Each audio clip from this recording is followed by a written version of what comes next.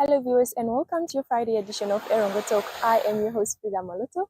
So it's the end of the week and we are ready to bring you the latest in the region. So first we look at the Hydlon Oshivela, a donation by the Swakopmund municipality, and we'll also look at a new liquid and mud plant which opened its doors in Wolfish Bay. In our community segment, we look at the NG Kerk, a food and charity donation. Please do not go anywhere as we bring you all this right after this.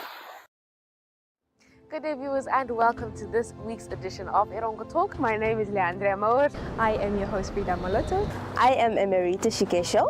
I am Patricia Tanapo. Now as usual we bring you the latest news, some sports news as well as the weather and tides. Om die eerste wen te kry is 'n goeie gevoel man.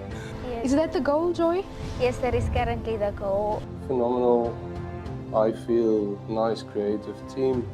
To catch up for more news stories, visit our online channel, oneupto.com, or you can visit our website at www.erongo.com.na. Alternatively, you can check out our DSTV channel, channel 285, and on GoTV, channel 25.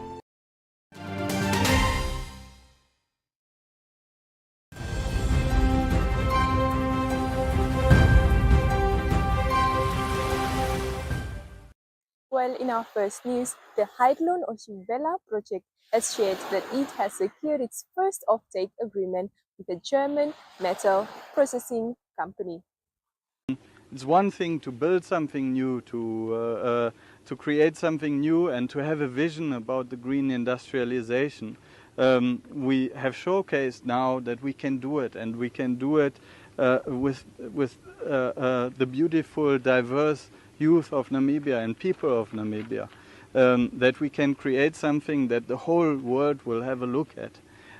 But it was also always the question, will the world need the product that we are producing? And so today is actually a very big day for us, because we announce the very first offtake agreement that we've signed just recently with a German steel manufacturer that will use the direct reduced iron, the actual product that we'll produce here, and they are manufacturing to produce parts for cars all over the world. So it is the first time that a green product from Namibia has been sold for a long period in time in future, even with the outlook into the next phases of the development. This is what we need to justify the next steps that we take, and this has been signed just now, and in the next days we will publish a mutual announcement with these partners from Germany. There are many more that are knocking on our doors and that are interested in what we are doing here in Namibia, what all these young people and all these people came together to achieve here. And they need this product. I said it earlier already, the world needs around about 2 billion tons of what we'll produce here. Now it's only 15,000. So I'm so glad to work with everyone towards making it bigger and making the impact as large as we can. Congratulations. And perhaps... Well, moving on, the Swakop municipality has donated $160,000 Namibian to schools in Swakopmund. Let's take a look. Director of Proceedings, the municipality of Swakopmund recognizes that the provision of quality education is not solely the responsibility of schools and teachers. It is a shared responsibility that involves parents, local leaders, and all of us who call this town our home. It is through collective efforts like this that we can help build a brighter future for the next generation. To ensure that the donation is used effectively, we have requested that the schools submit their specific needs through quotations to the Office of the Mayor. The list of items requested includes laptops, printers, projectors, binding machines, laminating machines, and other essential educational tools. Our hope is that these resources will play a key role in enhancing the learning environment, making it more conducive to both teaching and learning. At this juncture, I would like to also encourage the school principals, educators, and parents who work tirelessly to create an environment conducive to learning to continue as your effort do not go unnoticed.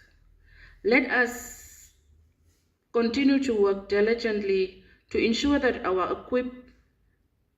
we equip our youth with the opportunities and tools that education provides, empowering them to reach their full potential.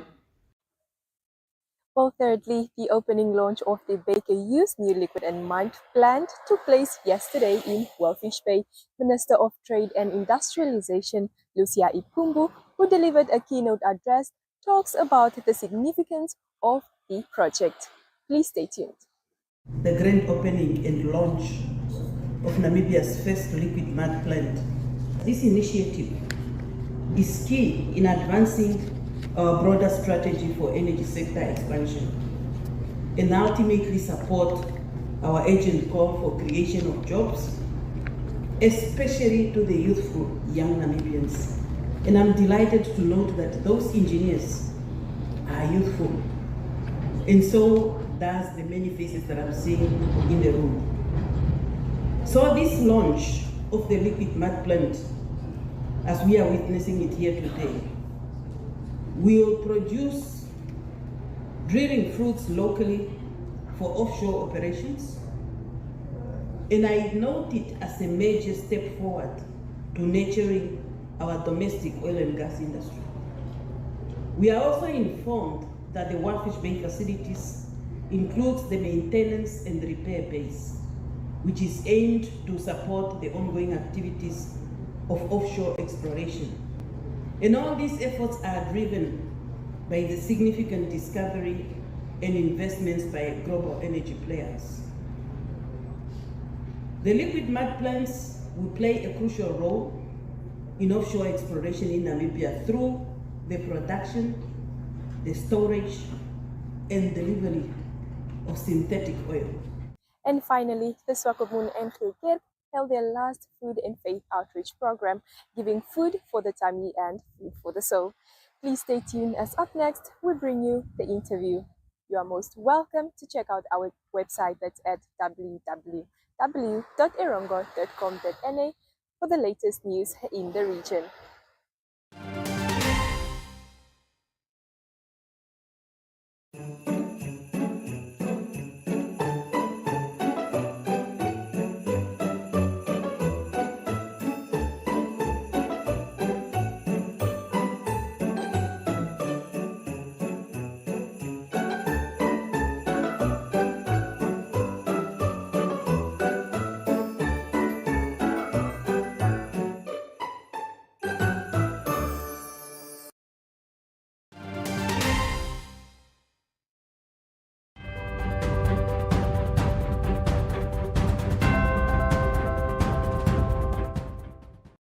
All right, good day, people. My name is Walter Gray. I work for the NGK Church, which is a Dutch Reformed church, actually. We've been having this food program for quite some time. First was called Feeding Namibia. Then it was changed to Food and Faith. For the last 2 years, I've been running it. Before then, there was another guy that was running it. I'm not sure what happened to him. I believe he went to the Republic. We run every Tuesday, every Thursday. We give food for the children. We give them a bit of Christianity and a bit of food. And then they pray with us together and they leave with their little bags or the little buckets of food. What happens is we run between 700, some weekends 600, some weeks, some days 700, some days 900. Our target stands at 1,360 children in one day. We are doing this because of God has ordered us, or God has given us the grace to be able to do it. God has taken me by the arm and said to me, I need you. I want you to learn. I want you to study. I want you to become a minister. And this is where your beginning place is, between the children. So we try to do it as much as possible for God's grace. Okay, now tell us a little bit more about today's activities. I understand that this is the last of the year. Okay. Today we gave out 986 children food. We gave them all goodie bags. We are closing today because of the election and of the school holidays. We will be open up again somewhere in January. I'm not sure when the school starts, but until such time, the children will most possibly be going to their grandparents or to the north or to the farms. But as I said to my other colleagues, that it is hard to send the kids away here, and we know for the next couple of weeks we will not be able to supply them with food. So it is part of the school holidays that began so early and part of the elections. So we understand there is a situation we can't keep them here and we can't hold them here, because when it comes to holiday, there's no children around. They're all gone. They're all going to have holiday. Okay. That's correct. Now, just lastly, word of advice for members of the public out there? Any member of the public that is willing or wanting to take part in our little program, we got a trust that has been registered. They can phone the church. The number there is 404040, and they can speak to Nadia. Nadia knows exactly what's happening. They must just say, listen, this is for food and faith. If they want to donate money, it goes directly to the trust. If they want to donate food, they just go straight to the church. There is a guy there, he's working at the church. He'll take care of the food because he's got a storage room where he puts it for us. They can donate whatever they wish. Mostly we like pasta. We would like 4-in-1 soup mix. We would like rice, because people don't want, actually they don't like the pop, because the pop, it's too difficult to dish up the pop, so it's more a broth, a real broth. If they want to donate meat, it's just as welcome. Any kind of donation we accept. We love donations. We love the people that are supporting us. Hallo, ek is Kayla Hoen. Ek is 'n juffrou by Prouet en ook ek help hier in die gemeenskap wat die NG Kerk dien. So ons het hierdie Feeding Namibia projek waar ek al van die begin van die jaar af so 'n bietjie gehelp het waar ons kos vir die kindertjies uitdeel wat regtig behoeftig is en wat nie so bevoorreg soos ons is nie. En toe het ek by die skool besluit, maar kom ons loods hierdie projek waar ons hierdie sopbottels pak. So daar kom nou verskillende goedjies in soos rys en sojabone en sulke goedjies. Dan gooi jy 5 liter warm water by en kook dit en dan kan jy genoeg kos maak om 8 mense te voed. So die skool het so 'n bietjie saamgestaan en al die kinders het bottels gepak. Dit was eintlik die 2024 prefekgroep wat so 'n bietjie gehelp het met die ding. Het ons bottels gepak een middag en ons het gestaan op, ek dink dit was so amper 190 bottels toe ons klaar is.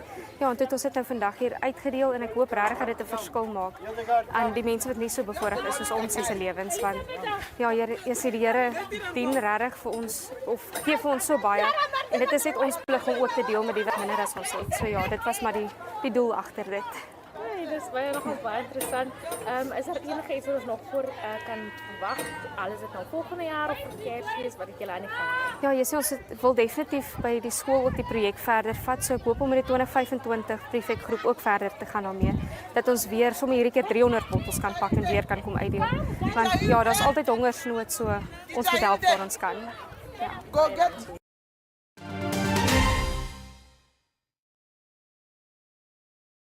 Die alternatiewe Afrikaanse rockgroep Spoegwolf kuier weer op 5 April volgende jaar in die hoofstad as deel van die FNB Windhoek Woordfees. Nog beter is dat jy op Black Friday kaartjies vir die eksklusiewe vertoning teen 'n belaglike prys in die hande kan kry. Besoek eenvoudig eticket.my.na. Jy het nog nie 'n rockvertoning gesien as jy nie Spoegwolf in lewende lywe beleef het nie. Dis mal, propvol energie, propvol gees en propvol geraas.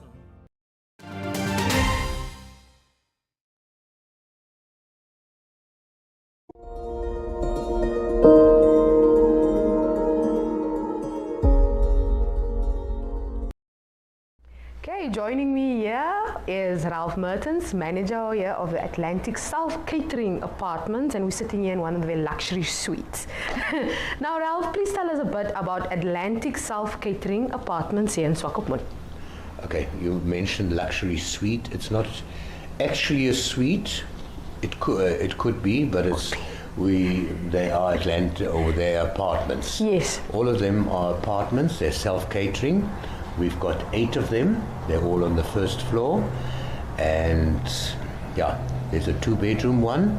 Then this is a luxury one, and then there's cozy. It's like a studio type, a little bit smaller, and yeah, 3 different categories, 8 different apartments, and we manage it from Atlantic Villa. So people book through Atlantic Villa, and our overflow comes here. And at Atlantic Villa, we only have 5 apartments. 3 of them are with 2 bedrooms, and 2 of them just with 1 bedroom, and long stays that are in the mining. They use these apartments quite a bit. Awesome. Because the guys work the whole day. They want to cook for themselves. There's always the option across the road to go to France Ndongo guest house for breakfast if you don't want to do your own. But even at Atlantic Villa, people come over there to have breakfast. Breakfast is from 7 to 9, on weekends until 10 o'clock. So, yeah, self-catering sounds nice, but then lots of people go to restaurants or get the takeaway service, but it's nice if you like to cook for yourself. Exactly. So you can live independently here. Yes. And we in Moses Harweb Street. Yes. It's very close to the dome, so I always say vicinity dome. It's not yet in the city. And what I noticed, the distance from the apartments to the sea is basically the same as Atlantic Villa to the sea. Yes. And you want to be close to the sea and in walking distance. Exactly. Let's call it in 5 minutes, not even, you are at the sea. Exactly. And well, that's what you come to Swakopmund for. Exactly, for the ocean. That's one of our biggest attractions, the ocean. Definitely. The other side is the dunes. Exactly. So if you open this balcony doors, you can literally hear and see the ocean. Yeah. But let's quickly unpack the different categories of apartments you have. So let's start with the luxury. What does the luxury apartment encompass? What can we expect here in this apartment? The luxury, they all have like a dining room, what you would call a dining room, where you can eat. Then they've got lounges, and luxury would be more spacious also. Yes. The amenities are basically all the same in all the apartments. So we put daily in the coffee sugar and the cream or the milk. And you've got all the cooking utensils in here. You've got a fridge, you've got a stove. There's daily cleaning. Yeah. Would be it. Yes. Studio apartment, is it a bit more smaller? Is it like a one-bedroom type? Yeah, it's a double bedroom. Okay. All the bedrooms are double. Yes. So, and that's what lots of single people prefer, to sleep in a double bed. They don't want to sleep in single beds. It's true. Yeah. Yeah, no, and I saw the bathroom's beautiful. This bathroom is amazing. It's got its bath, it's got its shower. Obviously, this 2-bedroom apartment is a bit smaller as well. Yeah. Okay, and then the studio apartment as well is a bit smaller. And then you said, tell us a bit about the guests you cater for. Long-term, short-term, please tell us about that. The guests, I can't put a finger on specifically.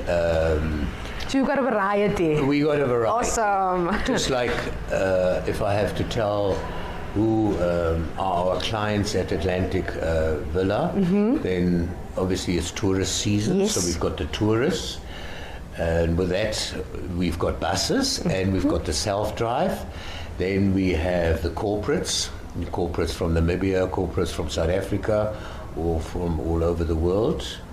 Yeah, and then we've got locals, leisure, weekend clients, customers that just want to come here for the weekend. And when you have children, self-catering is much better. Kids want to eat at times when the dining rooms are not open, and you can give them make them a quick snack. So that, I think, when you have children, it's definitely a plus to stay in an apartment. Of course, also the space. Exactly. Because you know what a standard bedroom looks like. It's got the shower and the bathroom and the sink. and then it's got TV and all that type of thing. It's basically made for sleeping, and yeah, the apartment is totally different. Exactly. Now I'm already seeing myself lounging here, you know, the TV's on, you know, the balconies, the doors are open, you're hearing the sounds of the city and the ocean, and then I'm thinking, like, my family take a quick stroll to the beach, and then we come back, and then we come relax. So I guess that's the idea. Yeah, that's what people do. Exactly. Us that stay here all year, we always think, oh, when I've got time, I should wet my feet in the ocean. And the people that are just here for 48 hours or 72 hours, they all go and walk in the sea, at the water, on the beach. Yes. Yeah, that is. Yeah, no, definitely. That's what we come to Swakopmund for. Now, Ralph, you earlier while we were chatting, you said that you you are now co-managing this Atlantic South Catering Apartments, but it's only been about 3 months. Yeah. Tell us a bit about how that transition went. Just tell us a bit about that. Well, obviously it comes from the owner that had the plan. They existed already for a while, but we've just taken over. So yeah, there's secure parking at the back, and when you do the booking, we send you a link and that you open, so you know the passcode, how to get in here. Cool. And it tells you the Wi-Fi password. You do your payment. You know, everything is becoming more and more. Yes, yeah. I wouldn't say impersonal, but you know, usually when you check into a hotel, there's always the receptionist that yes. I wanted to say rattles down everything, but you know, where's your breakfast? When is your breakfast? Yes. What's the Wi-Fi password? What's the Wi-Fi password? What's your checkout time? Yes. And any other problems? So here it's not. Although we've got obviously staff here during the day, and at night time I'm also reachable when there's a problem or something like that.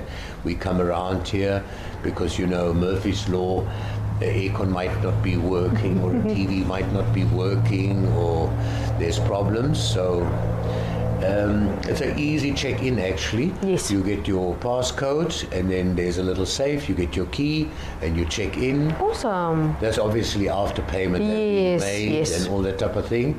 And then your holiday starts. Exactly. Then just finally, Ralph, is there any future plans for Atlantic South Catering Apartments? Plans in what direction? Yes, are you going to expand? Are you going to go smaller? Are you going to go more luxury? Is there any plans? No, we first have to cope with this. Yeah, obviously. That's also a plan. Yeah, that's also a plan. You know, it takes a while because it's about 6 kilometers away, so it's not a challenge, but luckily I've got all the staff on the other side, so our housekeepers have been here. So, you know, the housekeepers that are here, we exchange them, so they also see a different side. You know, Atlantic Villa is expanding, but not on the property itself. Yes. Has the brand, basically. Yes. Yeah, that's why it's called apartments. And we are, of course, upping the place, you know, the standards, and to maintain standards is another thing. So that's the plan. That's the plan. Yeah. That's the plan. Now, like I said, Ralph Mertens here from the Atlantic South Catering Apartments.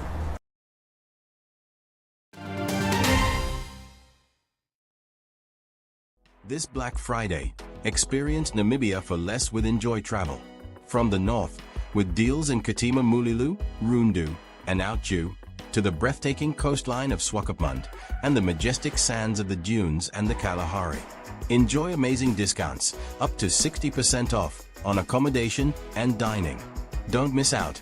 Visit enjoy.my.na to grab your Black Friday deals today. Make your Namibian adventure unforgettable and affordable with Enjoy Travel.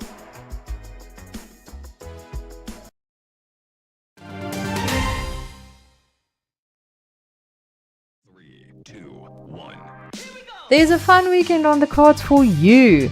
On Friday at 9 a.m., the city of Windhoek hosts the first annual Kapana Festival, themed Savor Local at the main municipal parking lot on Independence Avenue until 11 p.m. The festivities continue on Saturday at the same time. At 10 a.m. on Friday, the annual Eros Dutch Reformed Church Christmas market starts and continues until the 29th. At 7, the Katatura Fashion Week kicks off at the Franco-Namibian Cultural Centre, while at the same time the Vox Vitae Singers present a night of Namibian compositions at the College of the Arts Town campus. Also at 7, Strictly Soul, Africa's biggest R&B party, is back to close out 2024 with DJ Akio and special guests to guide you through a night of dancing and sing-alongs at the Village Garden. You can also opt for experiencing a sonic odyssey with Electric Desert Part 2 at the Goethe Institute, where electronic improvisation intertwines with the essence of Namibia's landscapes. Finally, Rian Smith performs live at Soundgarden at Swakopmund at 8. On Saturday at 12, Awilo Longomba performs live at Independence Stadium in Windhoek, while at 6, SA's Joe Black performs at the Swakopmund Hotel and Entertainment Centre. At 6:30, the Voice of Namibia Season 7 finals take place at Droombos, while at 7, the Windhoek Children's Voices perform at the Suiderhof Dutch Reformed Church. On Sunday at 7, Political Punchlines, an election comedy show with the city's funniest comedians, takes place at the Village Garden in Windhoek. Have fun!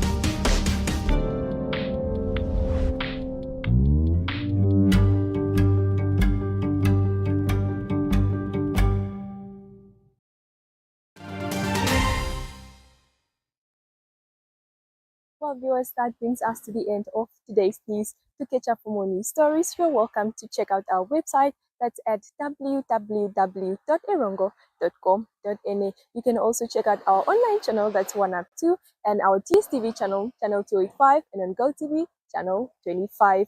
Please do not forget to check out our social media platforms, that's Instagram, Threads, Facebook, and TikTok. So until next time, it's bye-bye.